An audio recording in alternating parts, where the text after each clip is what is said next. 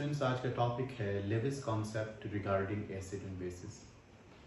अगर हम Levi's concept को देखते हैं तो एसिड की डेफिनेशन इस तरह की गई, species which accepts electron pair is named as acid, जबकि लेविस बेस क्या कहलाता है, a species which donates electronic pair is named as Lewis base.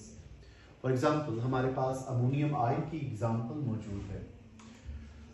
Ammonia जिसका फॉर्मूला NH3 है, अमोनिया के पास एक अपना एक्स्ट्रा इलेक्ट्रॉन पेयर होता है जिसे लोन पेयर का नाम दिया जाता है। वो इलेक्ट्रॉन पेयर जो केमिकल बॉन्डिंग में हिस्सा नहीं ले रहा होता उसे लोन पेयर कहते हैं, या ऐसा इलेक्ट्रॉन पेयर जो केमिकल बॉन्डिंग में हिस्सा ले रहा होता है उसे बॉन्ड पेयर कहते हैं। लेविस कॉन्सेप्ट के मुताबिक जो इलेक्ट्रॉन पेयर किसी दूसरी सब्सटेंस को या आयन को दिया जाता है वो हमेशा लोन पेयर होता है, बॉन्ड पेयर नहीं होता। लुक एट दिस, ये जो मैंने एक डॉटेड दो डॉट्स बनाए हुए, ये एक लोन पेयर है नाइट्रोजन का। नाइट्रोजन अपना लोन पेयर हाइड्रोजन आयन को देता है। जो स्पीशीज इलेक्ट्रॉन पेयर डोनेट करें उसे लेविस बेस का नाम दिया जाता है। इसके बरक्स जो स्पीशीज इलेक्ट्रॉन पेयर्स एक्सेप्ट करती हैं उसे लेविस एसिड का नाम दिया जाता है। इसके नतीजे में अमोनियम आयन आपके सामने एक कंपाउंड बनता है जिसमें नाइट्रोजन इलेक्ट्रॉन पेयर दे रहा है, यहां से एक एरो आपको निकलता हुआ नजर आ रहा है और हाइड्रोजन आयन की तरफ आ रहा है।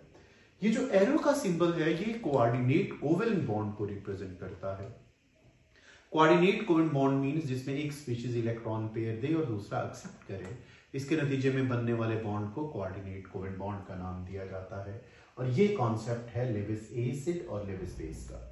समराइज फॉर्म में, the species which provides electronic pair is named as Lewis acid, the species which accepts electronic pair is named as the Lewis base.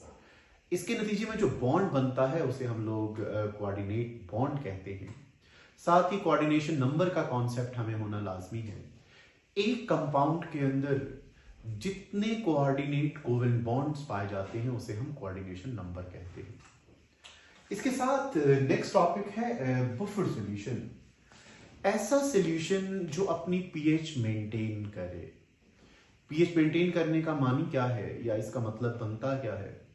जब किसी सॉल्यूशन के अंदर स्मॉल अमाउंट में एसिड या बेस डाल दिया जाए या एंटर किया जाए तो उसकी पीएच चेंज ना हो, वो अपनी पीएच मेंटेन करता है, इसे हम लोग बफर सॉल्यूशन का नाम देते हैं।